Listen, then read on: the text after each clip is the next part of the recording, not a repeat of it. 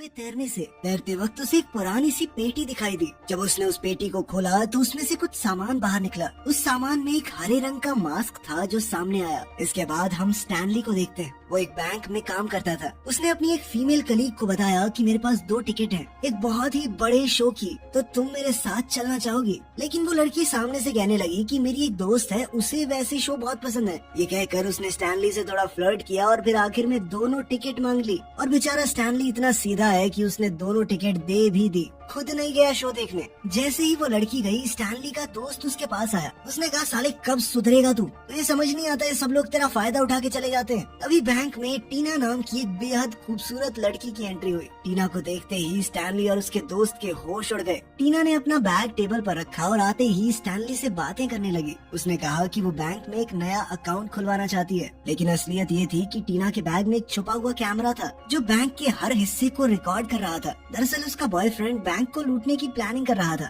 और टीना उसकी मदद कर रही थी। और उसी चक्कर में टीना यहाँ आई थी। लेकिन हमारे भोले स्टैनली को इस बारे में कुछ नहीं पता। स्टैनली को टीना बहुत ही खूबसूरत लगी। उसने अपने दोस्त से कहा, क्या लड़की थी भाई, बवाल एकदम। लेकिन उसके दोस्त ने कहा कि छोड़ इसे, रात को पार्टी है, वहाँ ऐसी ऐसी बहुत मिलेंगी। तभी स्टैनली को याद आया कि उसकी गाड़ी तो खराब है, रात को पार्टी में जाएगा कैसे? जब वो गैराज गया तो मैकेनिक ने कहा कि देख भाई, टाइम लगेगा इसमें, तो अगर तुझे ज्यादा जरूरत है तो बेशक मेरी गाड़ी ले जा। उस मैकेनिक की गाड़ी इतनी ज्यादा बकवास थी जिसकी कोई हद नहीं। मजबूरी में स्टैनली को वो बेकार सी गाड़ी ही लेकर जानी पड़ी। जब वो पार्टी वाली लोकेशन पर गया तो गार्ड्स ने उसे अंदर ही नहीं जाने दिया। उन्होंने कहा कि ये जगह तुम जैसे फटीचर लोगों के लिए नहीं है, जब जेब में रोकड़ा होगा ना तब आना। स्टैनली को बहुत ही ज्यादा जलील महसूस हुआ और फिर वो वहाँ से वापस लौट गया। वापस आते वक्त ब्रिज के पास वो घटिया गाड़ी खराब भी हो गई। वो पहले ही बहुत परेशान था और इस बार वो बहुत ज्यादा गुस्से से भर गया। गुस्से में वो गाड़ी से उतरा और रात के अंधेरे में पानी की तरफ देखा। उसे एक बार के लिए लगा कि शायद कोई डेड बॉडी है पानी में। फिर स्टैनली ने सोचा हो सकता है वो आदमी जिंदा हो,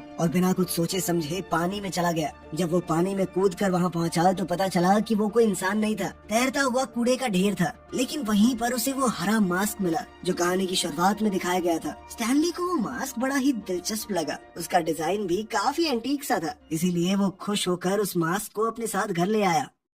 स्टैनली के पास एक कुत्ता भी था। जैसे ही कुत्ते ने मास्क को देखा वो जोर जोर से भौंकने लगा। स्टैनली ने जैसे तैसे अपने कुत्ते को शांत करवाया और फिर शीशे के सामने खड़ा होकर सोचने लगा, जरा ट्राई करके देखता हूँ कैसा लगेगा मेरे ऊपर। जैसे ही उसने मास्क पहना वो उसके चेहरे से चिपक गया। उसने काफी कोशिश की लेकिन मास्क उतर ही नहीं रहा था। लग रहा था जैसे वो उसके चेहरे से पूरी तरह जुड़ चुका हो। स्टैनली का चेहरा बिल्कुल हरा हो गया, उसका बर्ताव भी बिल्कुल बदल गया। ऐसा लग रहा था वहाँ स्टैनली नहीं बल्कि कोई और ही खड़ा है। वो अजीबोगरीब तरीके से नाच रहा था और उसकी फुर्ती भी बहुत ज्यादा बढ़ गई थी। वो जैसे ही अपने फ्लैट से बाहर निकला तो बाहर एक औरत उसे देखकर बहुत ज्यादा डर गई। उस औरत के चेहरे पर भी हरे रंग का फेस पैक लगा हुआ था, लेकिन स्टैनली तो अब पूरा कार्टून लग रहा था। स्टैनली से डरकर उस औरत ने बंदूक निकाल ली। तब स्टैनली ने उससे बचने के लिए सीधा खिड़की से जंप मार दी, पता नहीं कौन से माले से। और जब वो नीचे गिरा तो बिल्कुल क्रेजी बॉल की तरह उछलने लगा। अब नीचे रोड पर वो अचानक एक गाड़ी के सामने आ गया, जिस वजह से ड्राइवर ने जोर से हॉर्न बजाया।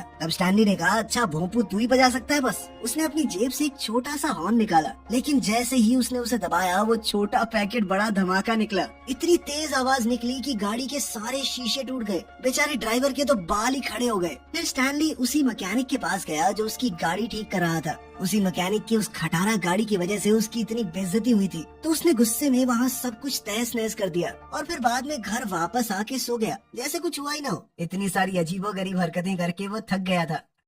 अगले दिन जब स्टैनली उठा तो उसका चेहरा वापस से नॉर्मल हो गया था। पता नहीं कैसे उसने मास्क को हटा दिया था। जब उसने शीशे में खुद को देखा तो उसे रात की कुछ चीजें टुकड़ों में याद आई। उसने सोचा कि शायद ये सब सिर्फ एक सपना था। तभी उसके फ्लैट के दरवाजे पर किसी ने दस्तक दी। ये एक पुलिस वाला था। उसने पूछा कि क्या कल रात का तुम्हें कुछ भी याद है? उसके साथ वो औरत भी थी जो स्टैनली को देखकर डर गई थी। उसी ने पुलिस को बुलाया था कि एक हरे मास्क वाला आदमी कल यहाँ पर घूम रहा था। बहुत ज्यादा डरावना था वो। स्टैनली अंदर ही अंदर समझ गया कि वो उसी की बात कर रहे हैं, पर उसने कहा कि सर मुझे कुछ नहीं पता, मैं तो आराम से सो रहा था। पुलिस वाला ये सुनकर वहाँ से चला गया। स्टैनली ने मास्क उठाया और कहा कि ये मुझसे अजीबोगरीब काम करवा रहा है, मुझे ठीक नहीं लग रहा है मास्क। ये कहकर उसने मास्क को खिड़की से बाहर फेंक दिया और फिर खुद भी कमरे से चला गया। लेकिन वो मास्क खुद ब खुद कमरे में वापस आ गया। फिर स्टैनली अपने ऑफिस में गया और बैंक के मैनेजर ने उसे खूब डांटा। लेट क्यों आया? तेरे बाप का बैंक है।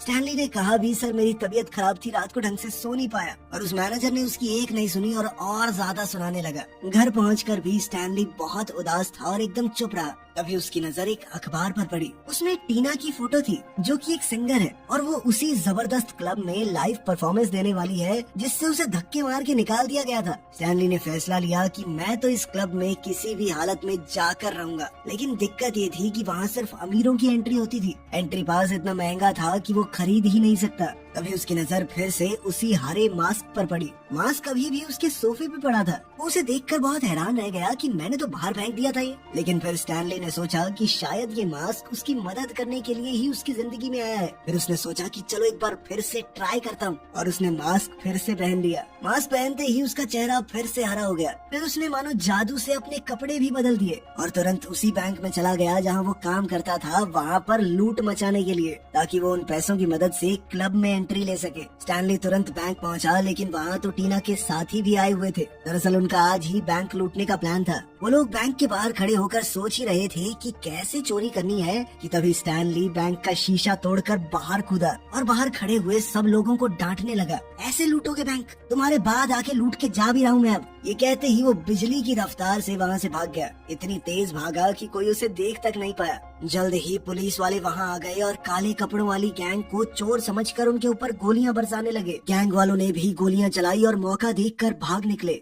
उधर स्टैनली एक बहुत ही लंबी लिमोजीन में क्लब के बाहर पहुंचा। उसने बाउंसर को ढेर सारे पैसे दिए और अंदर चला गया। बार के अंदर टीना गाना गाते हुए अपनी परफॉर्मेंस दे रही थी। स्टैनली उसके पास गया और पूरे मजे में उसके साथ डांस करने लगा। उसके जबरदस्त तूफानी स्पीड वाले मूव्स को टीना भी बहुत एंजॉय कर रही थी। वैसे भी उसे लग रहा था कि स्टैनली कोई बहुत अमीर आदमी है शायद। अभी टीना के वो दोस्त जिनका बैंक लूटने का प्लान था वो भी वहाँ आ गए। गैंग के लोगों ने अपने लीडर को बताया कि जो आदमी टीना के साथ डांस कर रहा है उसने ही बैंक लूटा है। लीडर के कहने पर सभी लोग स्टैनली पर गोलियां चलाने लगे, पर क्योंकि स्टैनली बिजली से भी ज्यादा तेज था तो किसी की भी गोली उस तक पहुंच ही नहीं पाई। जल्द ही पुलिस भी उस क्लब में पहुंच गई। पुलिस ने टीना के साथी से कहा कि पहले हमने तुम लोगों को बैंक के बाहर देखा और अब सरेआम बार में गोलियां चला रहे हो। पब्लिक की जान को खतरे में डालना पता कितना बड़ा जुर्म है। पुलिस ने सबको अरेस्ट कर लिया और कहा कि अगर ये प्रूव हो गया कि तुम लोगों ने बैंक नहीं लूटा तो बाद में छोड़ देंगे। टीना का दोस्त डोरियन जो कि उस गैंग का लीडर था, उसने कहा कि प्रूफ तो तब होगा ना जब वो हरे चेहरे वाला आदमी मिलेगा,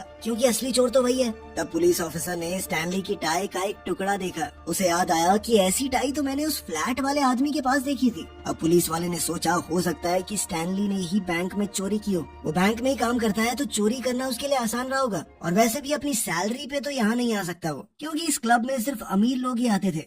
पुलिस ऑफिसर तुरंत स्टैनली के घर गया। उसने स्टैनली से पूछा कि ये टाई तुम्हारी है, बताओ तुम उस क्लब में कैसे गए? तुम तो सिर्फ एक मामूली से बैंक एम्प्लॉय हो। अब स्टैनली ने झूठ कह दिया कि मैं तो बार में गया ही नहीं, मैं भी अपनी टाई ढूंढ रहा था। थैंक यू, आपने ढूंढ दी, ये चोरी हो गई थी। अगले दिन स्टैनली जब बैंक गया तो बॉस फिर से उस पर गुस्सा करने लगा। स्टैनली ने इस बार खिंचकर कह दिया कि मेरे ऊपर दोबारा चिल्लाए ना, बहुत मारूंगा साले। उस वक्त टीना बैंक में आई स्टैनली से मिलने। उसने स्टैनली से पूछा कि तुम रोज इतने नए लोगों से मिलते हो, क्या तुम किसी हरे चेहरे वाले आदमी को जानते हो? उसे लग रहा था कि वो कोई ऐसा आदमी है जिसने अपने चेहरे पर पेंट लगाया होगा। स्टैनली ने भी उसे सच तो नहीं बताया। उसने कहा हाँ मैं जानता हूँ, अगर तुम चाहो तो रात को मिलवा भी सकता हूँ। टीना खुश हो गई और दोनों ने मिलने के लिए टाइम और जगह फिक्स कर ली। स्टैनली घर गया और उसने सोचा कि मुझे इस मास्क के बारे में कुछ तो पता लगाना पड़ेगा। फिर वो उसे लेकर एक मास्क एक्सपर्ट के पास गया। वो आदमी दुनिया के अलग अलग मुखौटों के बारे में लगभग सब कुछ जानता था। उस आदमी ने बताया कि लोकी नाम का एक देवता था जो बहुत ज्यादा शरारती और बचकान था। उसके पास एक मास्क था जिसमें वैसी शक्तियाँ थी जैसी तुम बता रहे हो। स्टैनली ने कहा कि हाँ शायद ये वही मास्क है। जब भी मैं इसे पहनता हूँ तो मैं नहीं रहता, बिल्कुल बदल जाता हूँ, अजीबोगरीब हरकतें करने लगता हूँ, पता नहीं क्या क्या। स्टैनली ने अपनी बात का सबूत देने के लिए उस आदमी के सामने ही मास्क पहना, लेकिन कुछ भी नहीं हुआ। जिसके बाद एक्सपर्ट ने कहा कि मेरा समय बर्बाद मत करो, निकलो यहाँ से। अब स्टैनली को समझ आया कि शायद ये मास्क सिर्फ रात को काम करता है या फिर जब मैं अकेला होता हूँ तब। अब रात का समय था और उसे टीना से मिलने जाना था। जल्द ही स्टैनली मास्क पहनकर उस जगह पर पहुंचा, लेकिन तभी पुलिस वहां आ गई। वो लोग स्टैनली पर नजर रखे हुए थे। पुलिस ने टीना और स्टैनली दोनों को घेर लिया। टीना डर के मारे वहाँ से भाग गई। स्टैनली ने एक जगह फ्रीज होने का नाटक किया, लेकिन मास्क की मस्ती में वो भूल गया कि पुलिस वाले अभी भी उसे देख सकते हैं। पुलिस वालों ने उसे हर तरफ से घेर लिया, जिसके बाद स्टैनली चिल्लाया एक अजीब सी आवाज में। उसकी चीख सुनकर मानो सबका दिमाग हिल गया और उस करिश्माई मुखौटे के जादू से सब लोग उसके वश में आ गए। 2 सेकंड बाद पुलिस वाले उसके साथ डांस कर रहे थे। अब मौका देखकर स्टैनली गली की दूसरी तरफ भागा और मास्क उतार दिया। अब वो एकदम नॉर्मल स्टैनली बन चुका था। तभी एक लड़की गाड़ी में वहाँ आई। वो लड़की स्टैनली की दोस्त थी। उसने स्टैनली को थोड़ा डरा हुआ देखा तो उसे अपनी गाड़ी में बैठा कर ले गई।